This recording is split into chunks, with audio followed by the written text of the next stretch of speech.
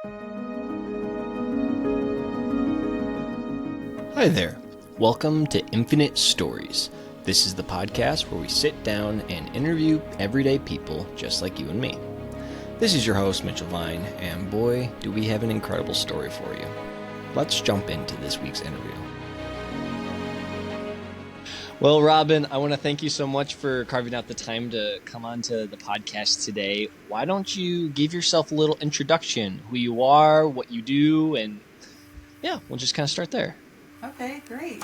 Yeah, my name's Robin, and on the personal side of things, I've been married to my husband, who's a retired Army veteran, for 42 years. We have 4 children, 6 grandbabies, and being a homemaker has been most of those 42 years and my favorite job. And also, then the last 10 years or so, I dove into my passion for writing. And so now I am on maybe the business side or the ministry side. I am a Christian speaker and award-winning author, actually, of Uncover Your Divine Design. I've got it back here. Ooh, praise God. Yeah, yeah. And so what inspired that is that I see in people a lot of times that we are held back by mindsets and habits that may have been formed maybe before we even are remembering how they were formed. I know with me, I was about 50 years old before I even realized how much old habits and mindsets still held me down and held me back. I'd been a believer for 25 years even and thought, hey, I'm all good.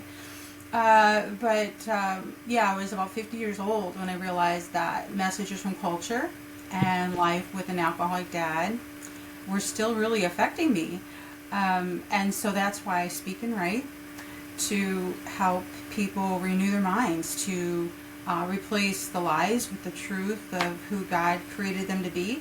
And so that's kind of my passion, even, just with my grandchildren and children, I'm trying to learn how to speak more into them from a healthy place, a healthier place now than maybe when I was even raising my kids. So yeah, that's kind of, in a nutshell, who I am and what I do. Fantastic. Well, let's use that as our starting point, but we're going to have to work our way back up to this point. So let's go all the way back to the very, very beginning of your story. Kind of lay out what childhood looked like for you, maybe some memories that you're fond of, or just anything that sticks out to you. Yeah, so I was raised in the Midwest here in Illinois. I'm not quite sure where you're at, but I'm in Iowa, so we're neighbors. Well, very similar then, I would say, Midwestern. I am about 3 hours west of Chicago. I was raised on the backward of the Little Mississippi River, not Little Mississippi River, but in Mississippi River. So a lot of our parents had us out in nature a lot, picnics. Those are some of my favorite memories, are of just being outside and having picnics, spent a lot of time on the river.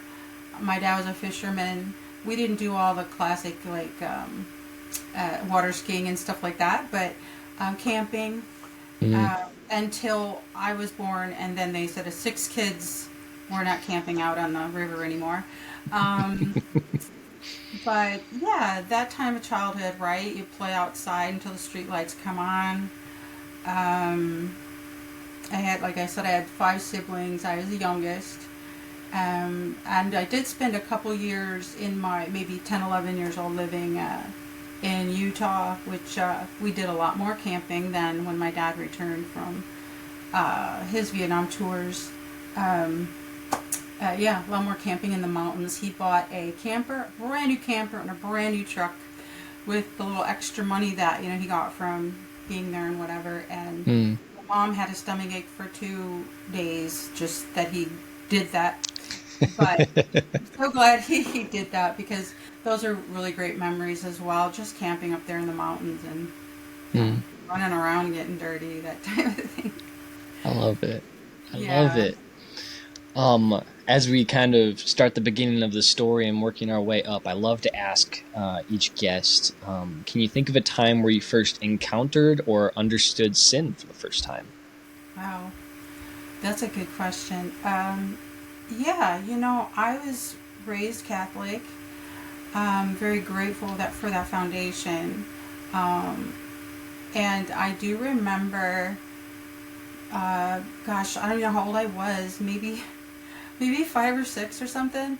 And I went into this, they called it a dime store. It was a Ben Franklin dime store. Hmm. And, the candy all there, the bulk candy and all the bins. And I grabbed a piece of bubble gum and I walked out the door. Maybe ran, I don't remember. But I probably didn't make it 5 steps out of the door.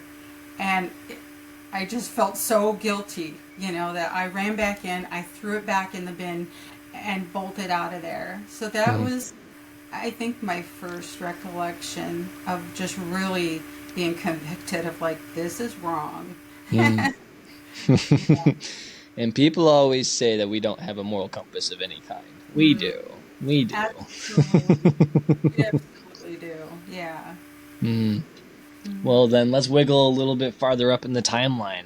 In middle school, typically, there are a lot of lies that we find ourselves believing about ourselves or about maybe our surroundings, our family, our friends. Were there any lies that you had to wrestle with growing up? Oh, yeah. Yeah, junior high and on into high school. Yeah, I think just the cultural lies um, of, what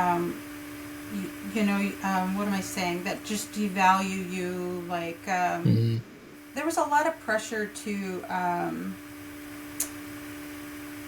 what am I saying? Like those messages that come to my mind, like children will be seen, not heard. Hmm. Or maybe more in the home, maybe not in school, but probably teachers reinforce that as well, and other adults in our lives. Um, Grief wasn't something that was really accepted or talked about, at least where I lived Mm. and around the people. Um, but yeah, and I think in school, just that lie of how you have to kind of do what everybody else does so you can fit in, that type of Mm. thing. You don't want to be different, right? We were born with that need to belong, to be accepted, to be loved. Mm. And before we really understand that we get that from God completely, right? We just we look for it in all kinds of different directions. And so I think that the normal type of struggling with that in junior high, and then in high school, things took a pretty dramatic turn. My dad came home from his second tour of Vietnam as a civilian ammunition inspector. Um, he came home probably I don't know, gosh, to 12. I was 12 years old, so I guess still junior high by then. And so he was actually evacuated out of Vietnam when the Viet Cong came in Mm. to take over South Vietnam. So it was obviously traumatic and stressful living there, but also just that whole thing of Mm. being evacuated out.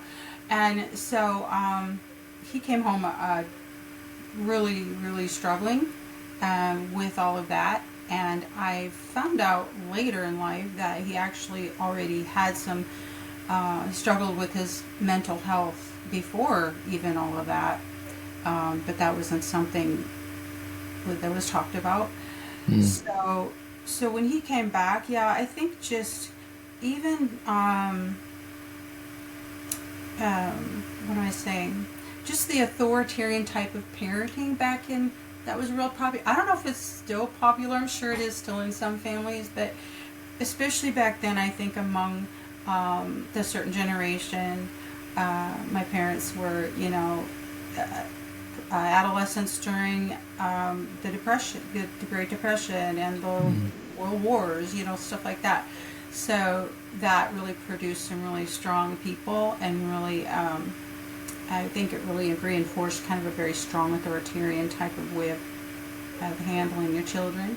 So I think that, and just all the different cultural messages. Um, yeah, I think I'm rambling right now because I've lost my train of thought. No. But yeah, that made those years really difficult. I think my dad, he turned to alcohol for his comfort and maybe probably for his escape. Mm. Um, and of course, he dealt with, as we know now, PTSD. It wasn't even really called that, I think, until 1984 or something. And my Mm. dad came back in 75, 76. Um, so he he was just a changed person. We still did go out fishing every now and then, but there was just a lot of tension in our home. Mm. Um, and so you learn to walk on eggshells. And I mean, some people, depending on their personalities, might learn to just get louder. Like, I will be seen and I will be heard and I will have my needs met. Mm. And my personality made me just go more inward. And Mm. so I just learned how to stuff things, to not talk about things. Like I said, to walk on eggshells. Cause you come home from school, I wasn't sure, was he going to be this dad or this dad, Mm-hmm. trustworthy and safe, or was he going to be brooding and angry? Mm. Um, so, it's that don't rock the boat type of mentality. Mm-hmm. Um, and then it wasn't long after that, it was in 79, my brother was killed in a car accident. Mm. And so that just heaped so much more onto my dad. Well, and my mom, of course, on all of us. Um, so yeah, that was very difficult, and we weren't allowed to talk about my brother in his Mm. presence. Um, I'm sure he was never taught. I didn't really know my grandparents on, his parents, but from that cultural at that time, they weren't taught to, especially men, were not Mm. taught to, it's okay to cry, let alone talk about this stuff, right? You suck it up and you soldier on. Mm. It was a very real thing, and that was passed on to me as well, I believe. And then, so, um, yeah, that made it a lot tougher on everybody. And my dad was a good man, he's a good provider. He just had a lot that he was trying to just maybe not deal with, or deal with. Mm-hmm. I don't know how he was looking at it. But he had, so, when he left Vietnam, of course, he had no more contact with anybody he knew there as far as Vietnamese people. And he had friends there with the army that helped the Americans. And he had his driver in particular, who drove him around Saigon, had a family of 7 children. And so my dad, having 6 children, right, at home, he would go to their home. They'd invite him over for dinner, and he would get kind of his kid fix there. He'd be able to laugh and Mm. play with the children, and so he became very close to that family. Mm. And so I'm sure that part of his trauma and depression and all of that coming back was he didn't know what happened to them, and Mm. you could imagine the worst, because the Viet Cong were very brutal. It was a very brutal army. Mm. Um, and so that was part of it. I think the ghosts that haunted him. And he would talk to me. The interesting thing is he would tell me some stories. I'm about 12 years old, and he would talk about them, the fun, the good stuff. He would talk about some other things, because I don't think he really had another outlet. Mm. And now looking back, I wish, you knew the questions to ask, or you really listened even closer, you Mm. know. Mm-hmm. As a kid, you're kind of like, oh, that's really interesting. Yeah. So it wasn't until years later, in writing my book, actually seeking my own healing and figuring this all out for myself, that I started researching that time, of this fall of Saigon Mm. and stuff. So it really helped me to understand my dad better.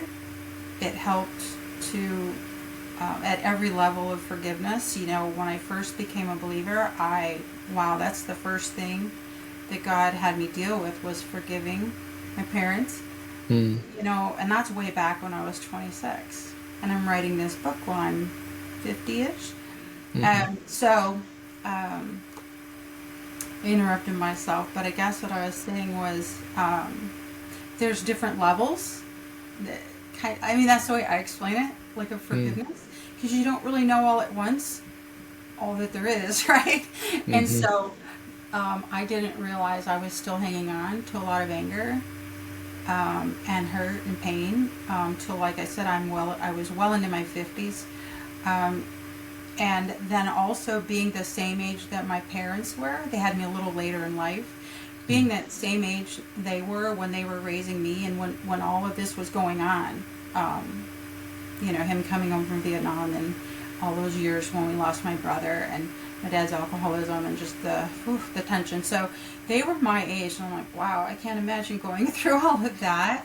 You Mm. just, it was good for me to walk through all that again, to just be able to forgive at a deeper level, to understand and to be able to empathize Mm. with them, and with my dad especially, to be able to heal that anger, get rid of that anger. Mm. Yeah. So Man, so it really, really sounds like your dad was so foundational in your story. Like it really bleeds into everything. he really what? It really sounds like the impact that your father had on your story. Like it's just everywhere, like little scattered seeds. It really is, Mm. very much. And I think, um, I mean, I know we need both parents, but I feel like, and I don't know, I don't think it's just because I'm a woman, but there's just something about that dad that we Mm. just really need that connection. And I think there's a reason why, God is talked about as our father. Mm-hmm. And so I almost thought halfway through my book that I should change the title of it, A Daughter's Journey Back to the Father's Heart, Mm. because by the end of my book, so I started it, like I said, pretty angry, and which I didn't know because I was this happy, growing Christian, right? Mm-hmm. But then when you start digging in there, I still was very much had a victim mindset about all of it. Mm-hmm. And so when I started my book, um, I mean, it was really therapy for me. And I started it, I still had a lot of anger. So looking back, as I'm in some process of writing it, I don't know, a couple years or whatever, I'm realizing that, ooh, I need to come back and soften this a little bit, because I Mm. don't want anybody to think there's some big villain in my story. I did not want them to read that and think, wow, her dad was a terrible person, her parents were whatever. Um, so I really had to go back and soften it up and take that focus off of me and my pain and being a victim. Mm. So, yeah, he's pretty central to it all, because, like I said, in this journey through writing it and through figuring out these mindsets and these habits and changing them, you have to know who God is to really know who you are. Mm. And so getting to know my dad better, even though he's passed away in, gosh, 1994, so he'd been gone a long time before I'd written my book, but getting to know him better, and then getting to know, brought me to getting to know God better, and Mm. yeah, so just, Mm. I love that. I love that. So let's move up the timeline a little bit then. High school, college years. What monumental moments happened in those time frames? monumental moments, yeah. So going into high school, so after my brother was killed in a car accident, I decided, I was about 14, 15, and I was already kind of drinking, kind of, my brother was, my dad would always refer to him as the black sheep. Mm. They were like oil and water. There's a lot of tension between them. There was, I think they might have even parted on bad terms the last time he saw my brother when he moved away. Mm. So that might have been part of my dad's struggle. Um, but yeah, so I decided at 14, 15 that I wanted to be more like my brother. I wanted to be cool, and I wanted to party and I mean, my brother was an amazing person. That doesn't, that's not his only identifier. He died at 28, but he had Mm. already did a stint in the Navy. He had already gotten married, had a couple kids, went through college, and fulfilled his dream of moving to Oregon. Mm. He helped build their house. He built things. I mean, it's just amazing what he accomplished at 28. Because when he Mm. passed away, I'm like, I thought he was so old, you know. but Mm. anyway, but anyway, he was just this fun-loving guy, and he did like to drink some beer. And so I'm like, I'm gonna be like my brother, and I'm gonna be cool, and I'm gonna be the rebel, and that's the way I also just self-medicated and Mm. escape. It was a huge escape for me to just binge drink. So I would say about my sophomore year that really ramped up. Um, and I did a lot of things under the influence of alcohol I would never do when I was sober. um, so I made a lot of really poor choices with guys, and so just anywhere I could find some attention, and Mhm. and yeah. So anyway, a lot of partying. Um, then what else would have been big during high school? That's pretty much my high school years. Um, and yeah, like I said, they were very difficult. At home was pretty difficult. And then I got pregnant just right before graduation, high school graduation. Mm. And I married my husband, who you met, Jeff, about 9 months after graduation. Um, so that was a huge life changer for me. Mm. I was scared to death to find out that I was pregnant, and Jeff wanted to marry me, and I told him no twice because Mm. I knew enough that whenever I got married, I wanted it to be forever. And it was scary enough just thinking, I'm going to have a baby. And so I thought I would just figure it out on my own. Not on my own. My parents were, Mm. they were great about it. Um, so, but yeah, so I finally, Jeff was at my house to say goodbye because he was leaving for basic training for the Army. And he had already asked me twice to marry him, like I said. And I had already decided if he didn't ask me again that day, I was going to ask him. Because I realized, yeah, I want to do this. I mean, I want to make sure I was doing it for the right reasons. Mm. And so his mom called, said, you need to get home. They're here to pick you up. So he's racing out the door, and he turns and says, will you marry me? And I said, yes. Peck on the cheek or peck on the mouth, whatever. And he was out the door. So I got a very good introduction to what military life would be. Mm. um, as far as I gotta go. Mhm. And so, yeah, that was pretty significant turn when I got pregnant, but it was actually a huge blessing. Mm. It gave me purpose. I was really spiraling out of control. Um, really spiraling out of control. In fact, I remember my dad sitting me down and saying, we don't know what to do. We think we need to send you away. There was this place called Sinisippi or something. I think it was like a place for troubled kids to go and get straightened Mhm. out.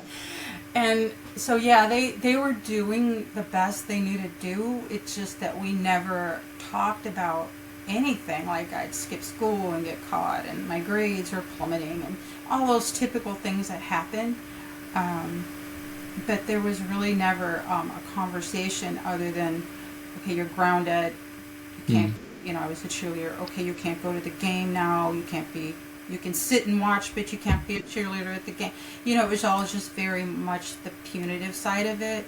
And Mm. I know they were just doing the best they knew, and that's what they were taught. Um, but yeah, I distinctly remember my dad saying, we don't know what to do with you anymore. Mm. And so, yeah, I was really spiraling. So, yeah, then like I said, Jeff and I got married about 9 months after we graduated, when he was in between basic and the next level of training. Mm. And then went off to, when our baby was 2 months old, I went off to our first home together, and yeah, to a ripe old age of 18. Woohoo! Yeah, he's even 6 months younger than me, so Mm-hmm. yeah, we just, yeah. But Mm. like I said, it was really a blessing, really a godsend. And I tell my son this, my oldest son, that he just really, he gave me purpose. God Mm. knew that.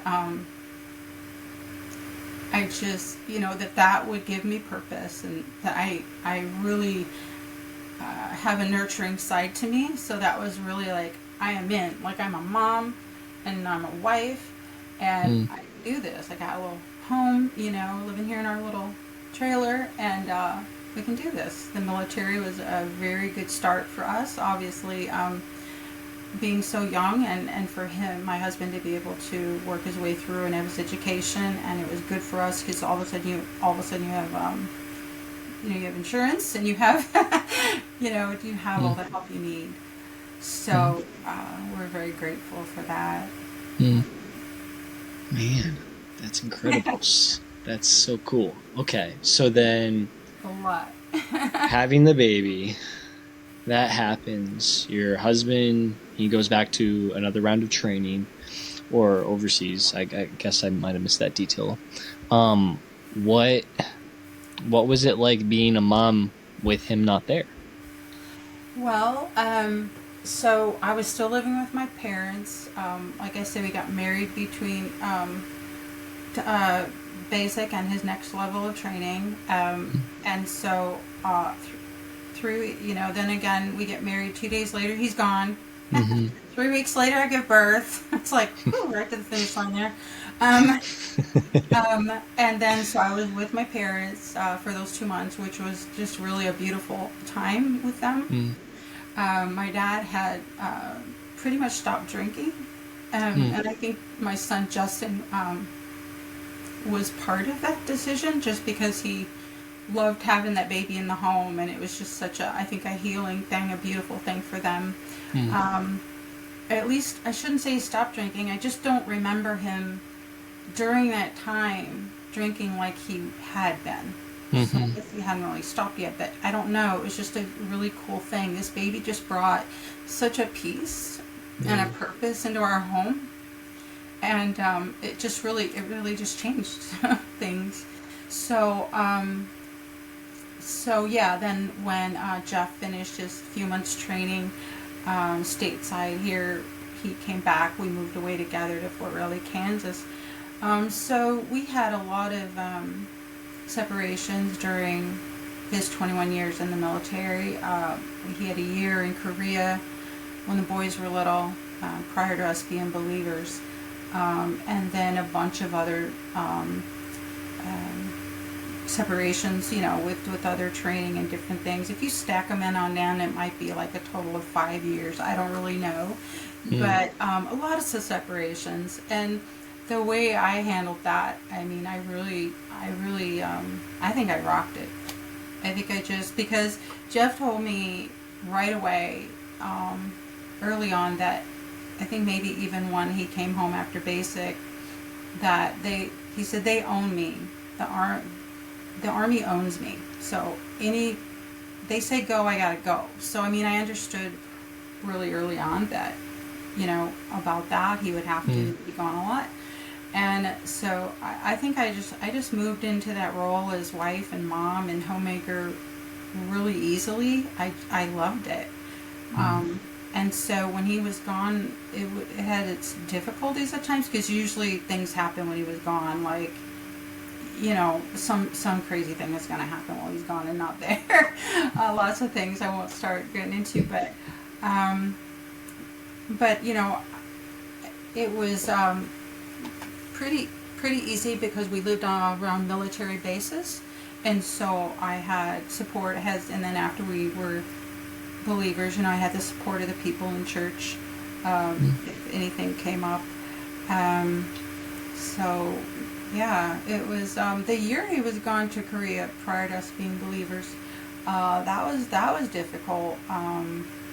And yeah, because we were still heavy drinkers. Mm. Just that and loneliness is really not a good combination. Mm. So we, but that year has, we look back and it has really served to strengthen our marriage and because that's what God does. He Mm. redeems everything. He takes every hard, most difficult, dark thing and he redeems it, beauty for ashes, every single Mm. time. He's a miracle worker. So, I guess your original question is how I handled things when he was gone. I think my husband told me, I was a pretty good military wife just because I understood that, he goes, I kick into gear and you just do what you got to do. You get kids Mm. to their ball games and you keep them alive and fed and hopefully happy and yeah, I kind of thrive. Happy is not a requirement. That's an option. Right, that's probably the hardest part was, Mm. but Mm. yeah. I love that. I love that. So you talked a little bit about understanding faith and just the concept of a salvation moment. What did that look like for you? Yeah, what did that look like? I was 26 years old. He had just come back from his year tour in Korea. Mm. Our boys were probably 3 and 6 years old. And we had moved to. I had moved home to be in my hometown while he was gone, so I'd have my family around. And then we moved as a family to Arkansas to this little JRTC training base. It wasn't even a full blown army base. It's just like, what is that? We've never even heard of this, right? Well, God knew right where to put us in the middle of Arkansas. And we were both, like I said, we came off of this year separation with a lot of baggage and secrets at that point. And I had just a load of guilt from, you know, just for my life, all these layers of shame Mm. that I had added onto myself because of sin, and layers of shame that other people add on you, Mm. and just other things. So, yeah, I was a pretty guilt-ridden, shame-filled person, and I Mm. just remember, sitting in that little house in Arkansas, uh, and also just thinking, like, is this my life? I have my kids, and I feel like the walls are closing in, and yeah, I was really starting to struggle with the guilt and shame of things, and so actually our realtor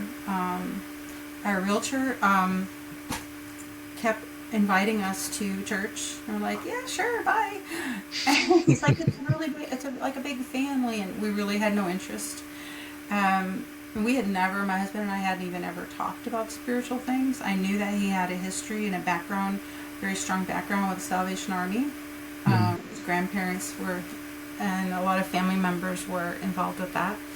Um, so our realtor kept coming by and visiting us, and he invited us to a New Year's Eve party at the Boys and Girls Club. And I had no idea what kind of a party a church would have for New Year's Eve because I expected there to be a keg. I expected a keg to be there, whatever. I don't know. Mm. I don't know. So anyway, long story short, we weren't up to our normal, partying selves, and we just moved there. And so our realtor picked us up, the boys and my husband faked a stomach ache, and because I was going into it just naive, and he knew a little Yeah. bit more about, a little more of the background. So, but we went, um, and I just saw regular people having a really good time, and it wasn't at all what I would thought. And I called my husband and said, "You need to come. They're just regular people having fun." And so he ended up coming. Long story short, I hope. That was on a Friday, I believe, and I think the following Sunday we were in church. Mm. And then that Monday, there could have been a week gap, I don't remember, but I do know the Monday after the party, we were at home, and my husband's brother was visiting, and we were, drinking and having a good time. And the pastor and another guy came to our door, and it was really funny because Jeff saw it was them, and he went and he took his cigarettes and his beer, and he took him to the kitchen and hit him. He was so convicted, and I wasn't, just because I don't see anything wrong with it. This is my house. But Hmm. anyway, made a really cool connection with the pastor. He is actually from Pekin, Illinois, and he just talked about, we just got to know him that night. He didn't say anything about Jesus or you guys need Jesus. I would have Hmm. probably thrown him out. Um, so 3 weeks later, I was saved, and how that looked was "Just as I Am" was being played on the piano in this little church, and I had enjoyed going to that church so much because people were just real, and they were clapping, and they were like, wow, they're laughing in church. This is so different, but it's a Hmm. really good different. But yeah, 3 weeks, finally, God tugged me up to that altar, and I couldn't even really hear what we called him Brother Mike, what he was saying. All I just remember him saying, like, do you believe that Jesus died for your sins? And I'm like, yes. So that's what it looked like for me. And when I left that church that day, I literally, the sun was literally brighter because I was holding my head up higher. God just lifted my head from the very beginning because I knew, I mean, that weight was just gone. The weight of my sin, shame, the guilt. Uh, it was just a beautiful thing. Yeah. And I just walked out into a new day. And Yeah. the angels were partying on your behalf like it was New Year's Yeah. Eve. Yeah. Yeah. My Jeff wasn't there that day. My kids weren't either because my mom and my dad were visiting at the house, and so I had just gone to church on my own, I think. And I wasn't stressed about what to make for lunch. I was just went home and was like, okay. But yeah, that was a beautiful day. Yeah, I love that. So then, taking that moment of redemption, like you said, because there's a lot of redemption that took place right there in that moment. Yeah. Taking that redemption and that gospel narrative, how have you seen the gospel influence and shift your desires as you moved forward from that day? Obviously, you weren't perfect when the sun was shining, right? So what did God working on your heart look like over the next 10 years, 20 years? His work on my heart, is that what you said? Mm-hmm. Yeah. Yeah, his work on my heart, like I mentioned earlier, was immediately about forgiveness, forgiving my parents. I would say within that first 8 months, that's our pastor discipled me. Mm. And so right away he explained what all these different things meant, these churchy words like sanctification and justification and salvation. What does that even mean? And he had me memorizing Bible verses, and one of them was Ephesians 4:32. Be kind and compassionate with each other, forgiving each other, just as in Christ God forgave you. So that really got my heart going on working through forgiving my parents. Um, and so yeah, it started with that, with forgiveness, and gosh, I was just really excited. Like he had us just, I was just eating up the Bible, and it was just feeding me. I mean, it was literally just, it was all brand new news to me. It was just, what?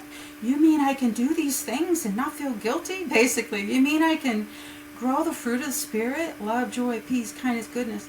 I was just so excited. So I guess just all of those things, I just was in His Word all the time, and just being like, yeah, I want this for my life now, and how do I do Mm. this?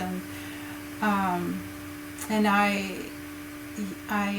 one of the things that I really brought me to God as well was we had a daughter pass away Mm. back when we were in the ripe old age of 20. Our second baby passed Mm. away, and so that was also part of, and I just like really spiraled. And so that was part of what I brought that day to God, was just all the heaviness of the grief that I never knew how to process. You know, my dad, my brother, my baby. Um, and so he immediately, you know, he was working on that with me as well. Um, and I think, and I know that when I got saved, I just had this determination.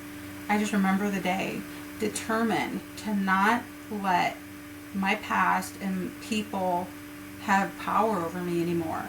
I was just so determined to be like, I'm not letting, and that's part of the impetus for me to forgive, was like, no, I can't let people have that power over me. And then, you know, the loss of my daughter, that grief, it's like, no, I'm not letting having grief have that power over me. Um, Not that it just went away, but God started to show me how to use it for good. You know, and I just remember reading that in the Bible about, you know, all things can be used for good, and paraphrasing. But that's what redemption is. And I was just so determined to take all of it and redeem it and use it for good. And so that's just been my journey, I guess, is just to, how do I take all this ugly stuff and make it beautiful? That's, you know, God does that. So let him. Oh, and he loves doing it too. It's his favorite thing to redeem. That's Yeah. that's so true. So true.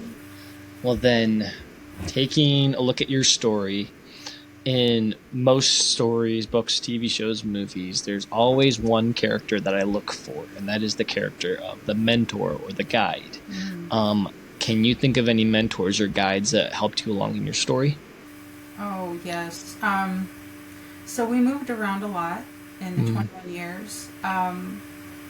So about every 2 to 3 years we moved. And early on, every church I went into, there was always, and especially because we were a young military family, people just scooped us up. They knew we wouldn't be there long, and they just knew we didn't have anybody else around. But I just always gravitated, and maybe they gravitated to me too. You know, there's older people. Gosh, there was in Arkansas, there was Hazel. You know, in Alaska, there was Marie. And and all I'm just gonna run out of, in Texas it was Granny Sue. I mean, all these ladies that just helped me along. And in Arkansas it was Maxine McGee, and she was a Marine wife, ex Marine wife. Well, I guess they're not ex Marines; they're always Marines. She was married to a retired Marine, and she gave me great advice. You know, going on into Alaska, I'd only been a believer a couple years. And she told me, you know, wait for 6 months, give it 6 months, let your kids get settled, let your house get settled before you start serving in the church. And just, yes, everywhere we've been, wonderful mentors. I actually, a few years ago, 5, 6 years ago maybe, well, it was when I was writing my book, so, and it's been out for 2 years. So maybe about 4 or 5 years ago, I sunk into a really dark place. Part of it was the heaviness of writing my book, and just some other things, all these peripheral things that were happening with my extended family and things. But I finally reached out. God kept after me for a while to reach out to a gal here, an older woman, to just, I didn't know her very well, but to ask her to basically mentor me on my way up out of the darkness that I had been in. So yeah, so she's been a strong mentor for me here too. So yeah, it's important to have those people that have our backs. Yeah. No, absolutely. And I really love how you said in each of those locations there was somebody, because God knows what he's doing with discipleship. Like, it does not happen in those one-on-one, I'm going to sit in my room, I'm going to watch the sermon on TV, like this is all I need. And it's so sad. I even had a friend who was sharing with me Chick-fil-A's strategy of starting locations, and it's just discipleship. It's walking hand in hand with someone from different locations, and they all bring their own wisdom to share with the one individual, and they do that for months with them. And I was leveled by that. Like, wow, biblical principles really work. It's kind of crazy. Yeah. But it's really, really humbling when you really stop to think about how many times I have fought for different students to get mentoring from this person or this person or this person. And they're like, no, I don't need that. And I shake my head like, I needed that. And if I would have listened, I wouldn't have made this mistake, and probably these other 17, honestly. Right. Um, but that's so good. Do you see yourself as a mentor to other people around you? I hope so. I am actually, it's interesting this came up because I lead the women's ministry planning team at our church, and we've really been talking about that a lot. The mentoring, everything we do, we always want it to be not just like this is going to appeal to this age group. We want everyone. We want teenagers coming. We want So we really are starting to focus more on mentoring. As far as me mentoring, really my grandkids came to mind when you said that, and my daughter. Because my daughter's 30. She's about to, she had to move back home here with her son. But she just purchased a home. She's about to go out. But the mentoring, let me tell you, we've been married 42 years. We've had 9 months of an empty nest in 42 years. That's it. Wow. 9 months. We didn't have it on the front end, right? Because we had a baby Yep. right away, which is all wonderful. It's all fine. But it's kind of like I'm 61 and my husband's 60 and a half, whatever he is, and it's kind of like this might be kind of nice. Um, just the different seasons, the different seasons, and there's been reasons that we have had our grown sons also with their families have lived with us at different pivots in their life for different reasons, and so we are looking forward to what an empty nest is going to look like. But we were talking about mentoring, so yeah, I'm in that. I try to see that with my daughter, like I'm mentoring, because as parents, and you'll maybe find out someday. I'm not sure if you have kids, but it changes. Your parenting changes when they become Oh, adults. yes. At least it should. And Oh, so it definitely did in my family, that's for sure. it's kind of fun to figure that out, especially with a daughter, and just to be able to relate to her more on a friend level. But she also looks to me a lot for advice and for that type of mentoring thing.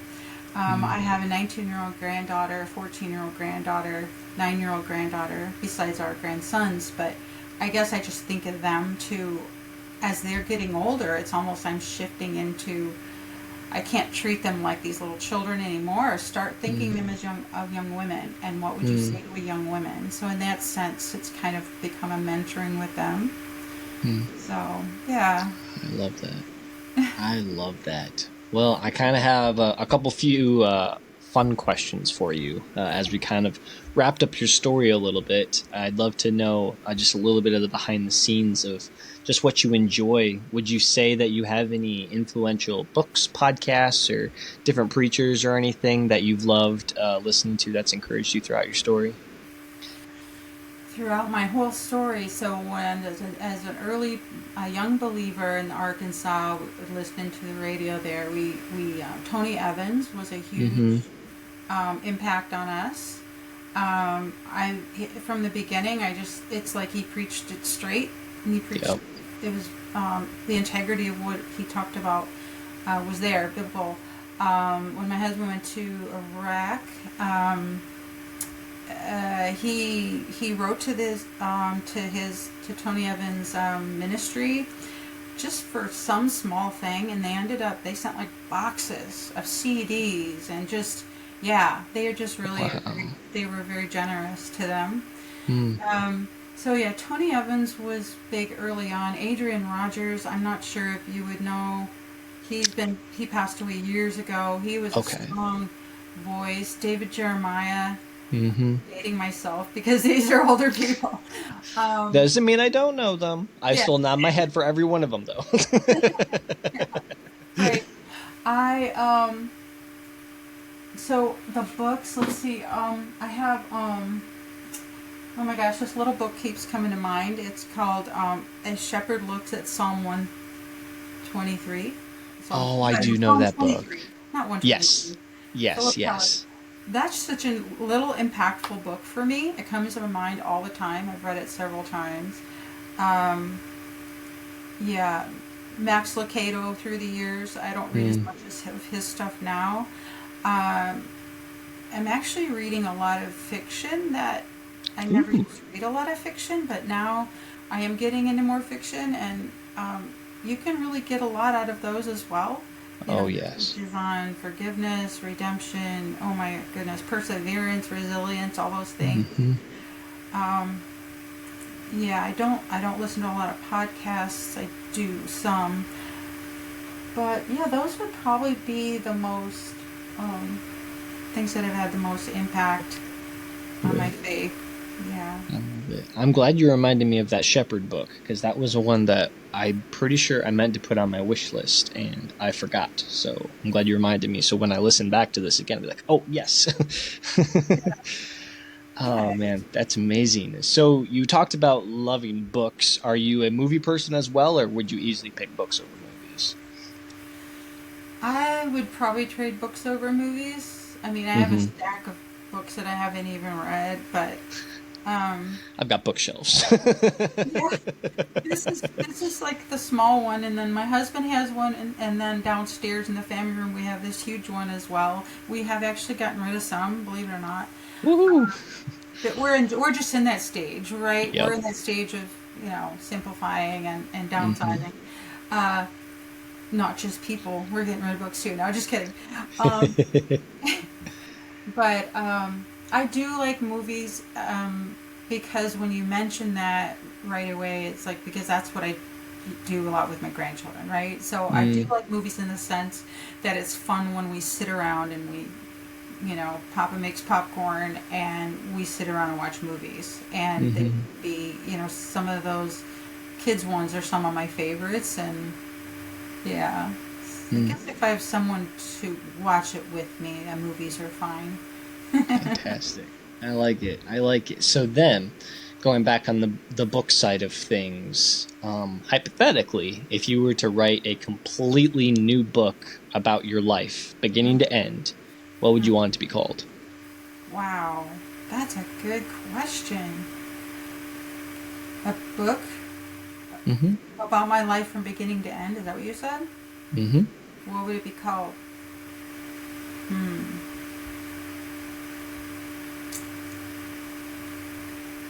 That's interesting because I've thought about taking a stab at writing a fiction book about, with obviously true elements from my story, but Hmm. I don't know, maybe like, I don't know, something cheesy like A Daughter's Redemption, or I don't know. Um, but that sounds, hmm. Yeah, I don't know. I think I'd want it to be more pizzazzy than that. You'll workshop it then. What's that? You'll workshop it then. Yeah, yeah. I don't know, like something sassy. I don't know. Something sassy. That Yeah, could be a good something title. strong, like resilient, with the word resilient in it or something. I don't know. Hmm. I like it. I like it. I love asking that question because I used to help.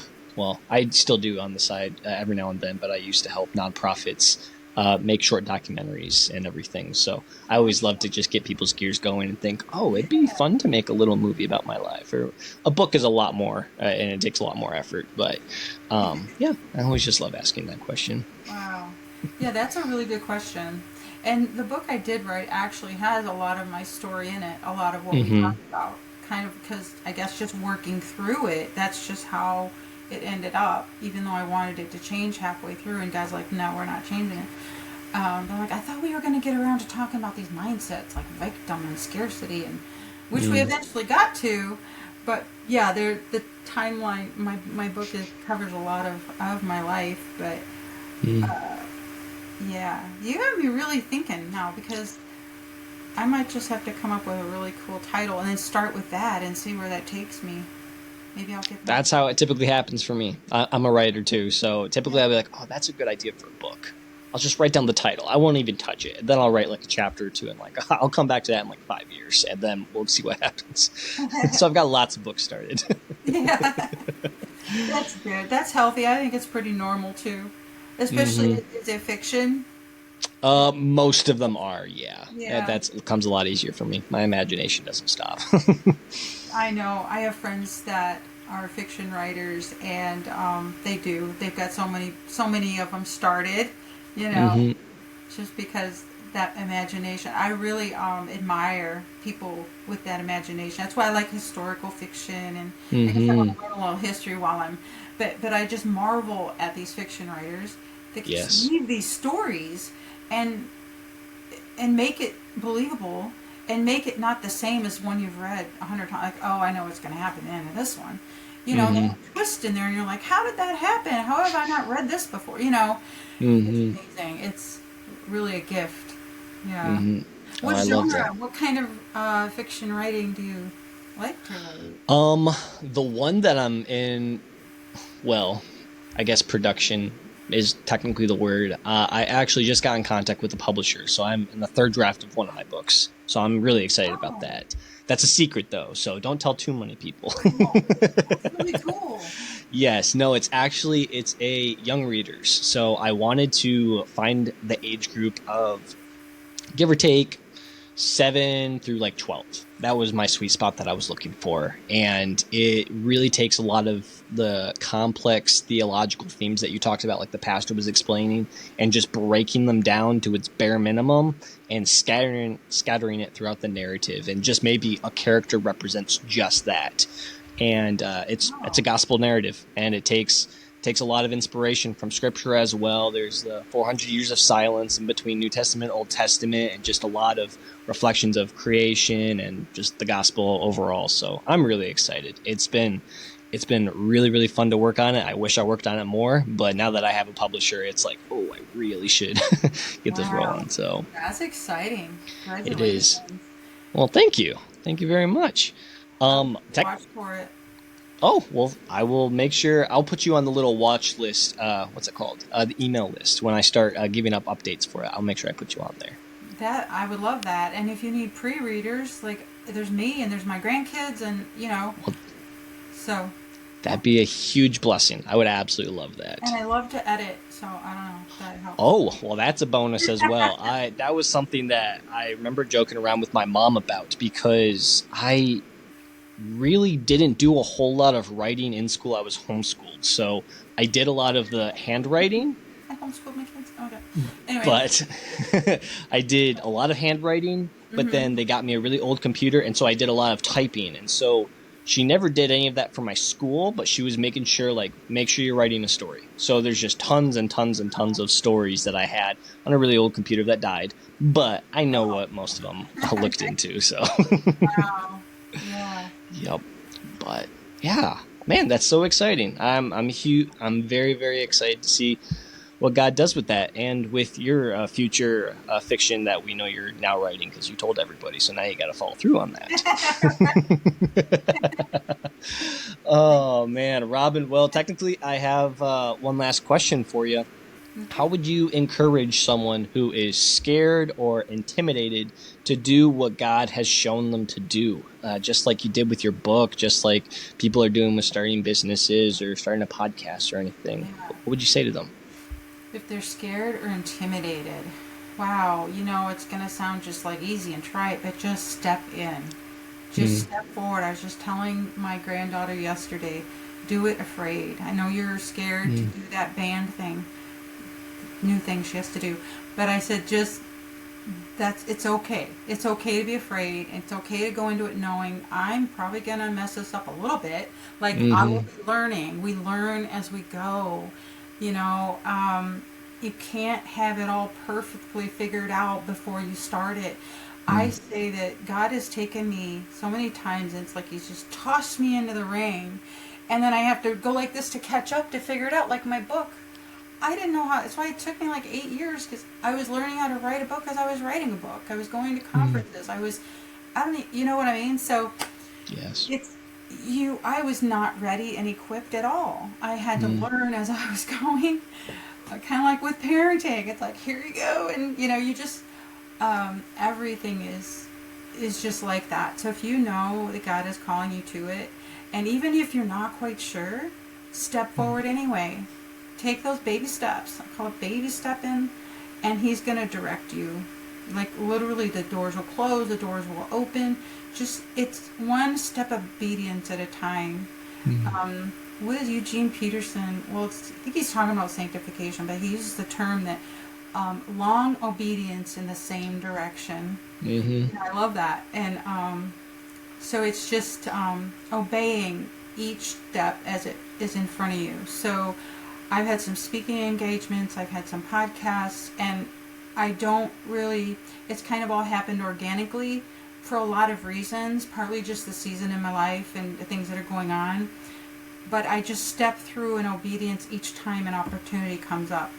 Like when you contacted me, I'm just going to step forward. And it's because it's scary. It's like, I've never been interviewed by a guy before. Oh my gosh, all these I'm things. terrified. I get it. No, it's just, things that are different, things that are out of your comfort zone. But those are the things that stretch us, and it just becomes something really beautiful. I was thinking this morning, man, I wish I could go back 2 years ago and redo all those first podcasts I was ever on, because oh my goodness, I was so nervous, and I'd have my notes, and if they didn't give me anything ahead of time, like I knew so I just learned to be myself, and that's all we can do, and that's all God asks of us. We go forward, just do what He's put in front of you to the best of your ability, and learn from all of it. I don't know. Does that make sense? Oh, yes. Absolutely. I needed to hear that. I don't know about anybody else listening to this, but that's good. Yeah. I'm so encouraged by that. And see, when we're afraid, that's when we're, in our weakness, He can be strong. So absolutely. when we're afraid, it's just, we know that we're relying on Him. So, yeah. Absolutely. Absolutely. Well, I guess, is there anything else you sense that God wants you to share on behalf of anybody who'd be listening to this? I think just the message comes to mind. I'm really not a plug for my book, but it's just because that was such an integral part of my healing and becoming who God has created me to be, and I'm still figuring that out, right? Still walking that out. But just, and it goes along with if you're called to do something and overcoming your fears, because I came into adulthood with so many fears, and it's just renewing your mind. You got to take that mindset and you got to replace it with what God says, who He says you are and what He says you're capable of. We have the Holy Spirit available to us to live in us. We have the capacity. Think about that capacity of what we can accomplish with Him. And so I would never have been able to do any of this stuff without being able to understand that. And just to understand even the neuroscience of our brain and how and it agrees with Scripture. God says in Romans 12:2, don't follow don't conform anymore to the patterns of this world, but be transformed by the renewing of your mind. He told us long before science told us, but because our brain literally has grooves in it, and our thoughts will stay in the same groove if we do not kick it to the high road, interrupt those thoughts that hold us back and say, you can't do it, you shouldn't do it, you're disqualified because look at what you used to be, we just have to change our thinking, and it changes our habits, because our thoughts and our habits, they shape our life. And we got to be really careful about our thoughts and habits, because they shape our life. So that's what I would say. Absolutely. Well, thank you for sharing. I'll make sure that I put a book link in the description of the podcast. So anybody who would love to go and find it, it'll be there for them. But thank you. I want to thank you, Robin, for coming on here, sharing your story, being extremely vulnerable and open. It's a very powerful thing, and it's very good. I have a very silly way that I love to end the podcast, and that is with a high five with my guest. But obviously we're on a computer screen right now, so I'm going to pick a number. I'm going to ask you to pick a number between 1 and 10. We'll count down from that number, and we will high five the camera to make it look like we are high fiving each other. Does that sound all right? It sounds great. All right, what number? 5. 5. All right, I love it. So, 5, 4, 3, 2, 1. Thank you so much for listening to this week's Infinite Story. If it resonated with you, send it to someone you think would be blessed by it. If you would like to share your story, please reach out to us at infiniteideas.studio. You never know how far the impact of your story can reach. Take care now.